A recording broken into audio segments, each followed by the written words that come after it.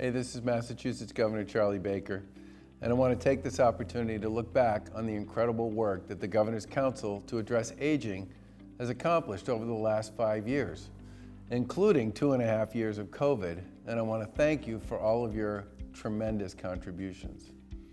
Today, thanks to your work, Massachusetts is a great place to grow up and grow older, which is something I think about quite a bit. And as I reflect on what you've done to help our administration accomplish our objectives, I'm enormously grateful and extremely proud. On so many issues, including the age and dementia-friendly movement, Massachusetts is a state that leads the way. We've seen folks from across the Commonwealth come together at the state level and the local level, including caregivers, organizers, organizations that participate in supporting older adults, and more, all get together to create a path for a better today and a brighter future for those who are aging. When I signed that executive order to establish the council back in April of 2017, I charged the council and its members to think innovatively and differently about aging, and they delivered. Through the work and the recommendations that have been delivered by the council, our residents and partners in aging are better connected, better organized, better coordinated, and coming up with all kinds of new ways to make our communities and our systems more age-friendly. More and more folks are understanding the importance of embedding age-friendly values and policies into their policies and practices. And I'm proud to see the number of leaders and advocates grow locally, regionally, and across the Commonwealth. The age-friendly movement continues to grow, and it's this council's commitment and its collaborative efforts, and especially its work in getting the word out, that has bolstered that momentum. I'm confident that the age and dementia-friendly movement will continue to inform Massachusetts communities and businesses and care providers long after I leave office, and I'm especially grateful to the Governor's Council to Address Aging for helping to shape and lead the way on this critical work. Thanks again to the Council, to all of its partners, and to everybody else who's participating in this for making the Commonwealth a welcoming place and a better place to grow up and grow older together, something I'm taking very seriously these days. Congratulations. It's been an honor to serve as the co-chair of the Governor's Council to Address Aging during my time as Secretary of Health and Human Services with my good friend and fellow social worker, Eileen Connors. Likewise, it has been my honor to serve as co-chair of the Governor's Council to Address Aging with Mary Lou. In one of our first meetings, we talked about the concept of optimal aging. We wanted to drive this work so that people could age as optimally and beneficially as possible. Yep, we remember well the conversations with the Governor and community members that led to the formation of the Council. Our shared mission to make the Commonwealth the most age-friendly state in the Union. In some ways, 2017 feels like a lifetime ago. The past 2 years have of course been extraordinarily challenging. We have all suffered some degree of loss, disruption, confusion, anxiety, and isolation. Individuals, families, organizations, and communities of this Commonwealth have been tested, and we always show our grit and resilience. Throughout the pandemic, the work of the Council and its partners never stopped. In fact, we redoubled our efforts when our resources and mission became more important than ever. The work we have done impacts older adults, communities, organizations, and systems in so many ways. Some impacts are felt in the short run, while others have contributed to the long-term infrastructure for sustainability.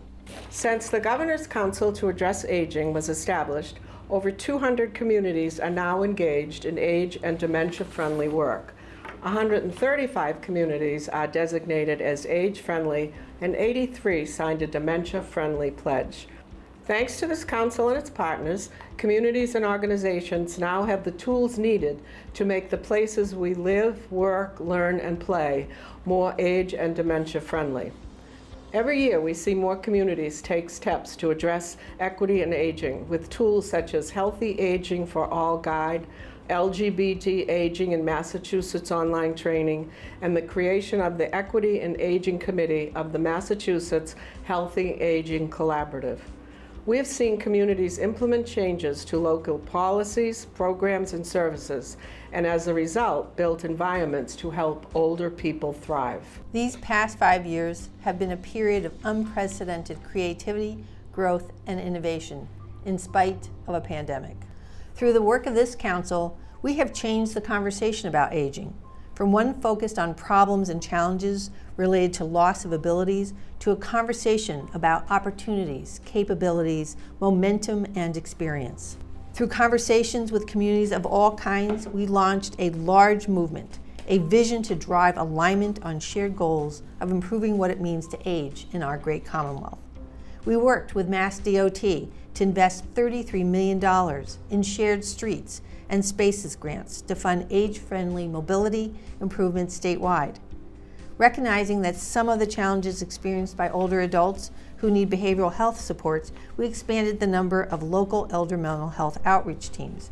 Now there are 10 programs, with additional ones coming online. To improve housing stability for seniors, we dedicated $300 million in the creation of new supportive housing for older adults and veterans. And recently, Eileen and I were together at one of those groundbreakings. In 2020, we expanded the Medicare Savings Program income eligibility and asset limits to reduce health care costs for 40,000 Massachusetts low-income residents. And we didn't stop then. We're currently expanding the program once again, expanding the limits, which will address the needs of 60,000 lower-income adults and their costs of health care. More employees value older workers and employees who are caregivers. Over 100 employers are engaged in programs such as the AARP Employer Pledge, Certified Age-Friendly Employer, CAFE, and Massachusetts Caregiver Coalition. In fact, just this past year, the Commonwealth of Massachusetts was the first state in the country to be designated as an age-friendly employer. I want to acknowledge that as a result of meaningful partnerships with the business community and public awareness efforts, individuals are more likely to identify now as caregivers and receive the supports from employers, access to the services they need, and new programs, including the Care for the Caregiver webinar series. I am so proud and grateful of the work each and every one of you has contributed to making Massachusetts a great place to live at any age, but particularly for us, older adults. Thank you. And none of this would have been possible without this council. You have been fabulous council. Thank you for your hard work and dedication. Hello, my name is Elizabeth Chen. It is my honor to serve as the Secretary of the Massachusetts Executive Office of Elder Affairs. It is our goal at EOEA to see aging embedded across all policies and all sectors. Thanks to the work of our partners in the Aging Services Network and the members of the Governor's Council to Address Aging, this goal has come to fruition. State policies, programs, and funding have embraced age and dementia-friendly values, including age-friendly design standards for senior housing, age and dementia-friendly criteria in grant programs, and other forms of collaboration. For example, the Massachusetts Department of Transportation created Senior Days, which dedicates specific days and times for older people to visit the Registry of Motor Vehicles. I am incredibly proud of this partnership with our colleagues at DOT. As more sectors think about aging, it has shifted our culture, and we now view aging as an asset and as an opportunity. Point 32 Health Foundation's investment in reframing aging has led us to use more positive language about what it means to grow older, and the foundation has enabled training to multiple sectors. The Council has been a catalyst in moving Massachusetts forward as an age-friendly state and creating a vision for what it means to grow older in the community of one's choice. The Executive Office of Elder Affairs cannot thank you enough for this. While much has been accomplished over the last 5 years, this work never ends. The Council's 28 recommendations are embedded in the Age-Friendly Massachusetts Action Plan and will continue to influence the statewide age and dementia-friendly movement. I am excited to see what can be accomplished in the next 5 years. Thank you. Thank you for your work.